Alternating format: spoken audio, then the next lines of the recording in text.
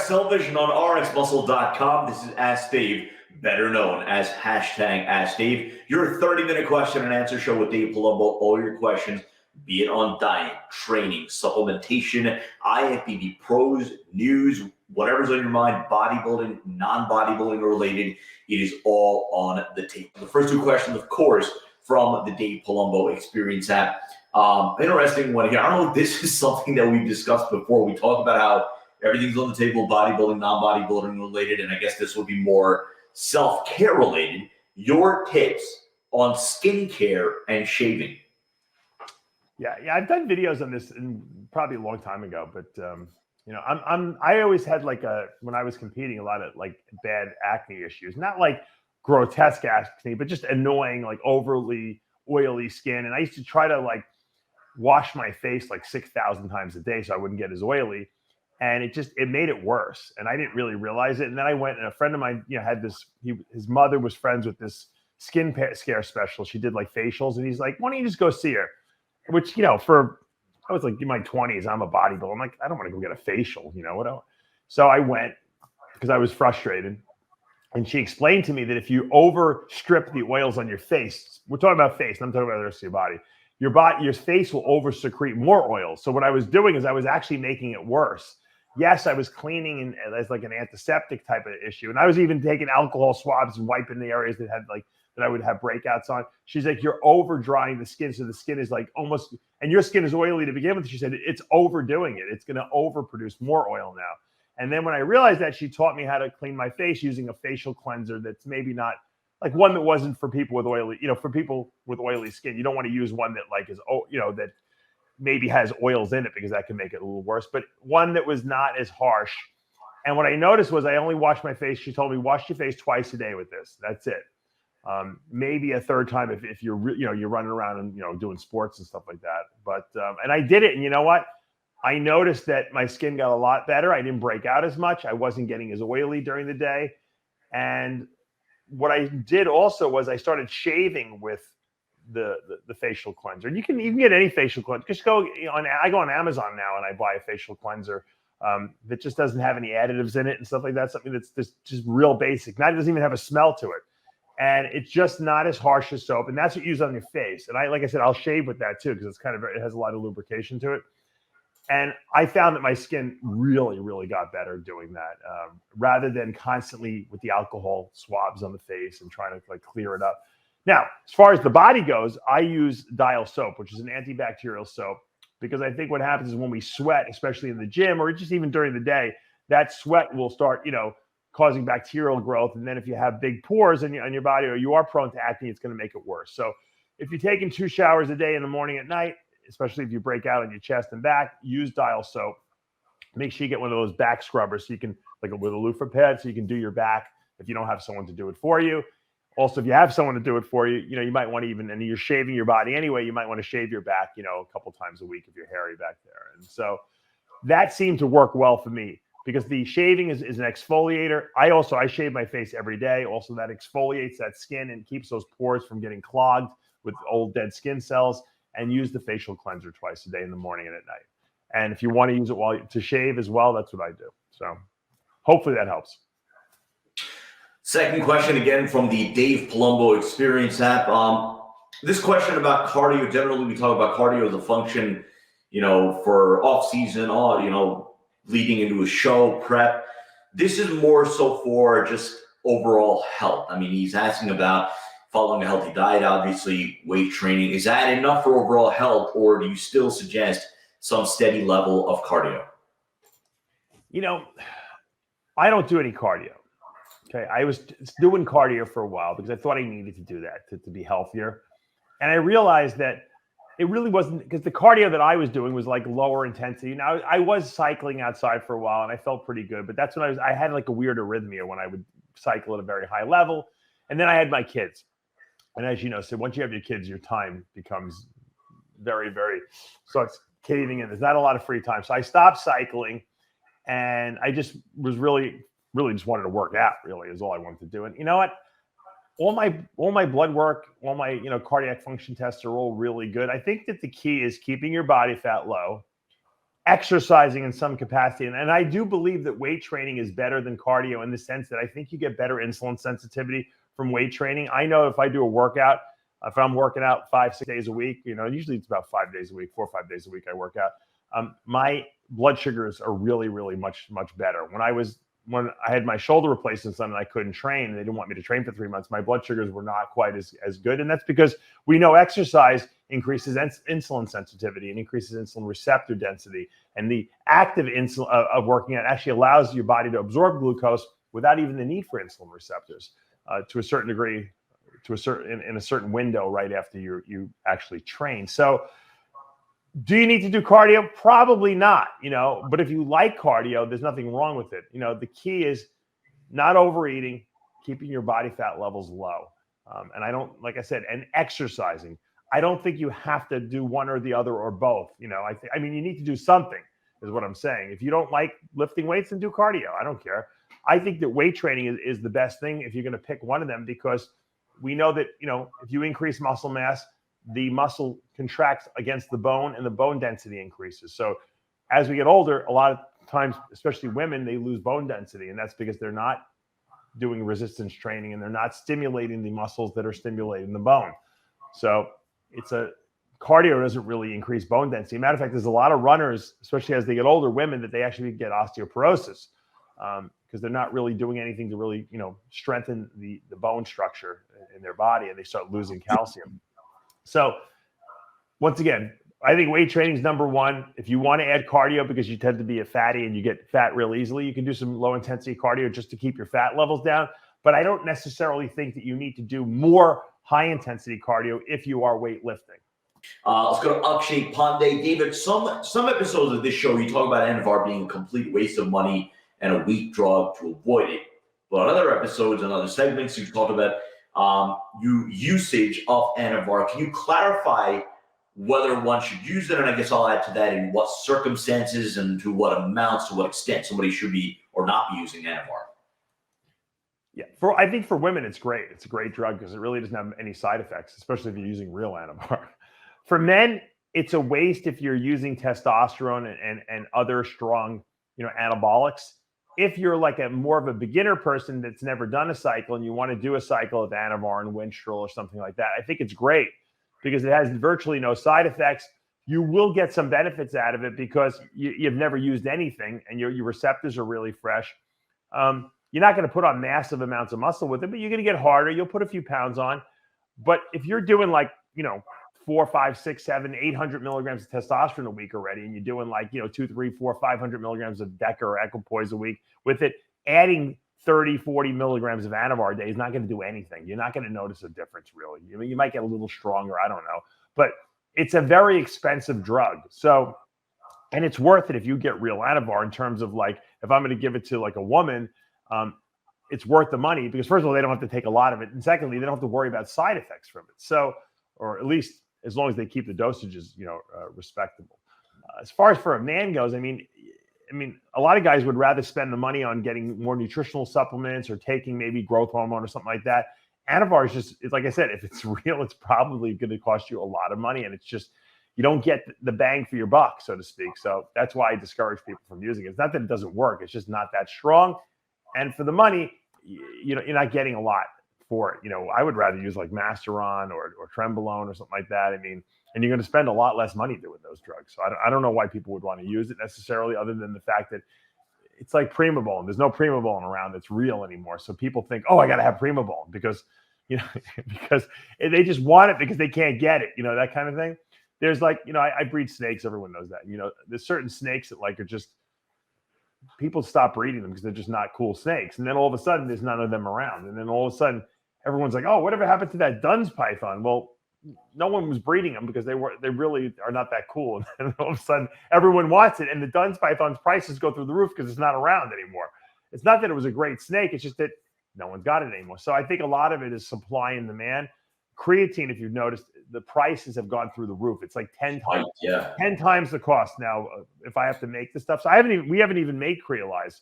We stopped. I'm going to wait till the prices go down. But, everyone wants to use it now because it's not available and people are going crazy and it costs a fortune and people are spending the money. Meanwhile, when it was pennies to buy the stuff. No one even wanted to be bothered with it. So it's the old, I don't know if you guys took economics in school. It's supply and demand. When the supply goes down, the price goes up and the desirability goes up. And that's just how it works.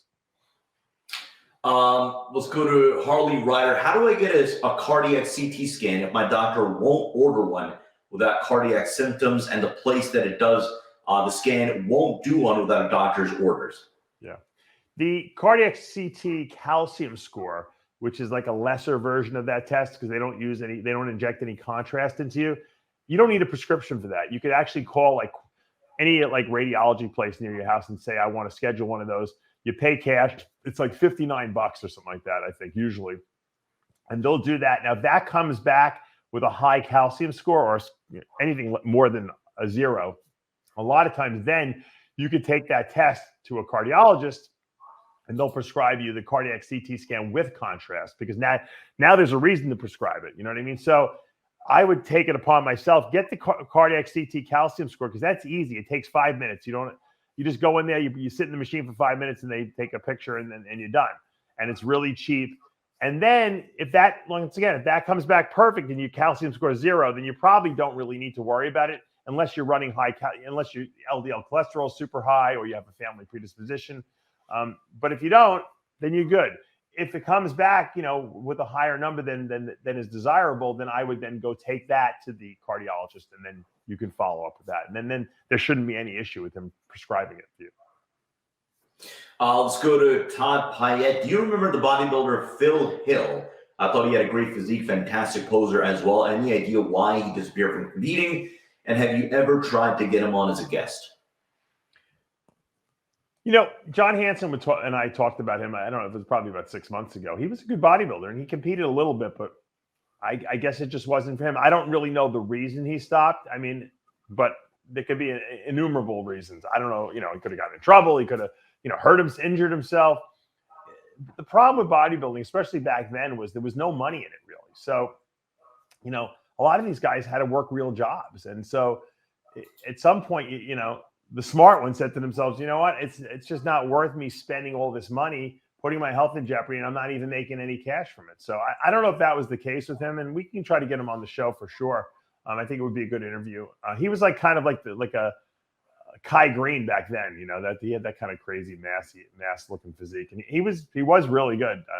I don't know if I think he got into a fight with Mike Quinn at a show backstage once, but I'm not really sure. But that's a good idea. We'll look him up. We'll see if we can get him on. So before I go to the next question, our question list right now seems to be like a mishmash of questions about Big Rob, which has become a weekly staple. And Ramon Quiroz, or the classic physique star out of Brazil. Ramon Dino, yeah, Dino. God, like about 17 questions about him, about whether he's a second or third best classic physique. We'll get to his question in just a bit, but let's go to Mick Markle. Starting out on TRT or low range use of say 250 mg a week of testosterone, if you're holding body fat percentage that's not ideal or slightly overweight, what should we do in this case so we don't cause any problems? I'm not sure what the question is. What was So, I mean, I guess from his standpoint, he's starting out low range, 250 mg a week. Yeah. So if you're holding any body fat percentage, yeah. So I guess. I guess he wants to know what the best way to go about it from a health perspective is. Yeah. Steroids don't burn fat. Okay, they build muscle, and they don't make you fatter either. Sometimes I hear people telling me that. Maybe I should get lean before I start my steroid cycle. Steroids don't make you get fat. If anything, they increase your metabolism a little bit, so they might actually help you lean out, assuming you're eating a good diet. So you want to go on HRT, go on. It shouldn't matter what you look like. Now, if you're fat or you're out of shape, go on a diet while you're doing it. Steroids make things work better. So if you're dieting on testosterone real hard, you're going to retain more muscle mass, and you're going to look better. If you're eating a lot of food on testosterone, you might bloat a little more, but you're going to build muscle at an accelerated rate. So I always have people asking me, I'm a natural guy. What kind of a diet should I follow? I'm a guy on steroids. What should I follow? It's the same diet and supplements are all the same. Steroids just make things work better. Just like HRT just makes things work better. So there's no I have to do this or I have to do that while I'm on. You have to eat right is what you have to do according to what you're trying to achieve, whether you're trying to gain weight or try to lose body fat. And you want to take all your nutritional supplements to support whatever your goals are, obviously. Let's go to Get Strong and Big. Should you take HGH out 2 weeks out from show date to not hold water? Just watched a Brett Wilkin YouTube video, and he was discussing that he does just that. Some guys get very bloated in the abdomen from GH. And I'm not talking about fluid retention, because fluid retention is bullshit, because you can get rid of that with a diuretic, and that's water restriction. That's not an issue, okay? The issue is, is it making your physique look worse or better? In some cases, it will make guys' bellies look bigger, okay? And it causes fluid retention there, not under the skin, but in the muscle itself. And so it just doesn't look as aesthetic. So some guys look better when they take the GH out. I used to stop it 2 weeks out, and then 2 days before I put it back in, because it does make the muscles fill out, and it takes a lot longer than 2 days before you start getting the abdominal distension issue. So that worked for me. So what I do is I keep it in with all my guys. I might lower it a little bit, but I keep it in if they look good on it, because I don't like to change things the last week or two, because that's when things go wrong. All of a sudden you go flat. You're like, what the hell happened? Well, when I was on the GH, it looked great, and then I took the GH out and went flat. So don't just knee-jerk take it out, because that's what some people do. Judge yourself by how you look on it. If you look really good on it, then leave it in. You might want to just, if it's making you a little bloated, you might want to cut back the dosage a little bit. If you have an abdominal issue where you do tend to get, that belly sticking out, then I would probably remove it and maybe just put it back the day or two before. Try that. So for each person, it's going to be different, and it really just depends on how you look while you take GH. So let's address the Ramon Dino question, because we're getting so many questions about Ramon Dino. Does he have the best arms in the IFBB? Is he this? Is he the second or third best? So let's answer a very specific one here. It's from Amanda Maritas. Does Ramon Dino have a quote-unquote golden era physique in your opinion? I'll tell you why I like Ramon's physique, because he brings ridiculous conditioning. I'm a conditioning guy. He's got the small waist. He's got all the bells and whistles you need.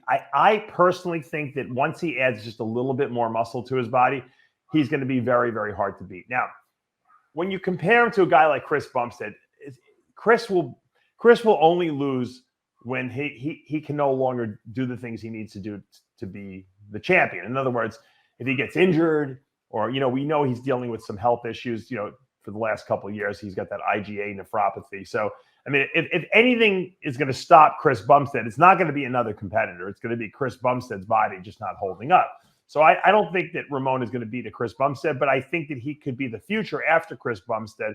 But as far as the other guys go that he's competing against, I think he could challenge a Rough Diesel and possibly take him out, because he's a taller guy.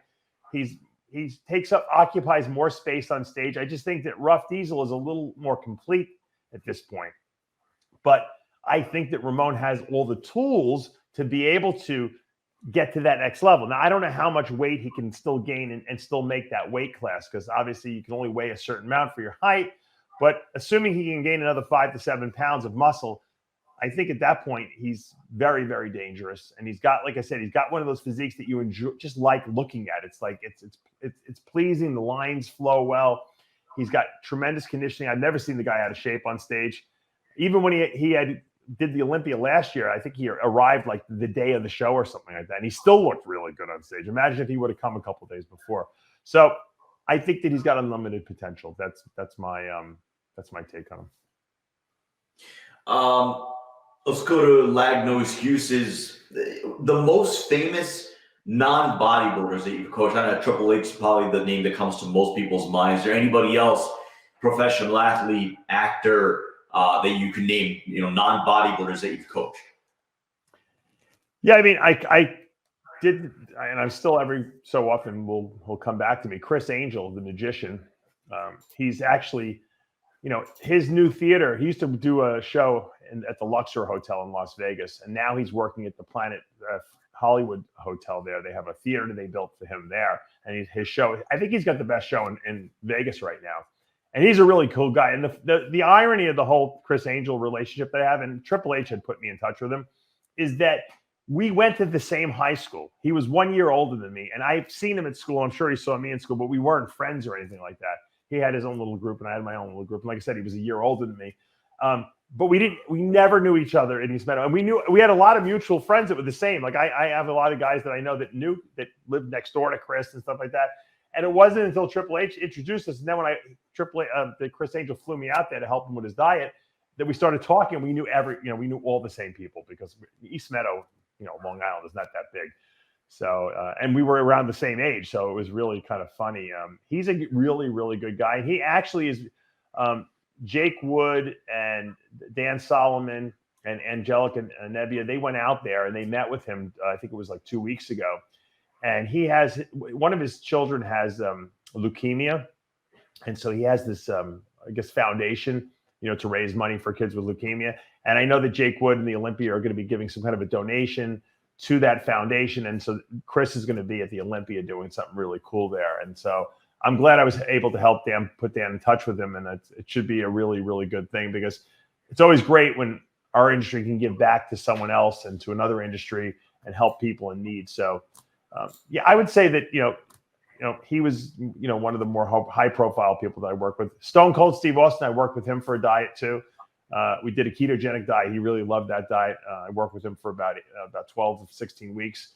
So I enjoy working with Hollywood people because they're so appreciative about the fact that you can give them the tool set they need to be able to change how they look, because a lot of them just don't know anything about nutrition or supplementation. And so when you put that kind of information into their hands, it's like, hey, we're so good at what we do, but we know nothing about this. And they're very appreciative. And so I enjoy doing that. I would actually like to work with more, obviously some stars are a little higher end, and they require more, I guess you could say, attention.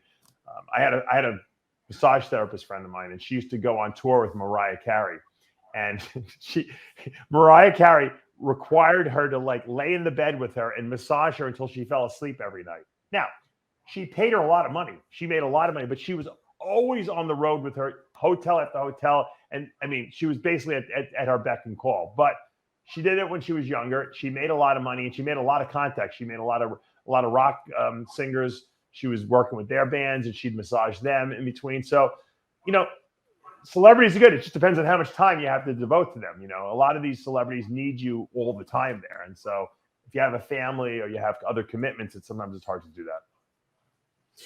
Take a couple more questions. Let's go to Swift 1982. At what point do longer esters start to downregulate and more frequent shots are needed? Long-acting esters last a long time, but people think, okay, I take testosterone and I'm going to get my levels up to here, and they're going to just stay there, until the next shot. That doesn't happen. Remember, you're still going to have this kind of an effect happening, even though they're in your system a long time. They're not going to be at peak levels all that time. So that's why, even though you think you wouldn't need to take a shot very often, very frequently, I still, if I'm on a cycle and I'm doing 1,000 milligrams of testosterone a week, rather than take the testosterone all in one shot or two shots, I like to do it every other day so that you kind of keep your levels steady. So when one shot is peaking, the other one's coming down, they kind of even each other out a little bit. As far as HRT, a lot of people say, well, what do you think about microdosing it every day or taking it every other day or 3 times a week? When you're talking about HRT, I never noticed, and I took it for 10 years. I never really noticed ups and downs in it. So if I took testosterone and I took a shot once a week, I felt fine. Very rarely did I ever feel low or high on it. That doesn't mean you can't take it twice a week or 3 times a week if you want to. It's just, I think it's unnecessary. But if you're doing a cycle where you're taking high amounts, pharmacological amounts versus the physiological amounts you would take for an HRT, I think it's better to take it on an every other day basis. Let's go to black belt bodybuilding. The most a person should inject in one spot: 1.5 cc, 2 cc. The old Bill Phillips, when he wrote the anabolic reference guide, conventional wisdom was no more than 3 mLs or 3 cc's into one injection site at a time. And I would tend to go along with that. I think that's, maybe once or twice in my entire life, I tried to do a 5 cc shot. I don't know, I was going on vacation or something like that, and I was too lazy to load it into 2 syringes. Doesn't work out well. It's a lot of fluid in one spot. 3 cc's is the most that I would do. And I did it often, because what I would do is when I was doing shows, a lot of times I would take 1 cc of testosterone, 1 cc of trenbolone, 1 cc of Winstrol, and I was doing that every other day the last, 4 to 6 weeks before a show. So I didn't want to have to take 2 different shots. I would just load up the 3 cc's in there, shake it up, because I had the Winstrol in there. Obviously, I wanted to mix it all, and I would take the shot, and that seemed to be absorbed fine. It's when you go over the 3 cc's that I think you have a problem.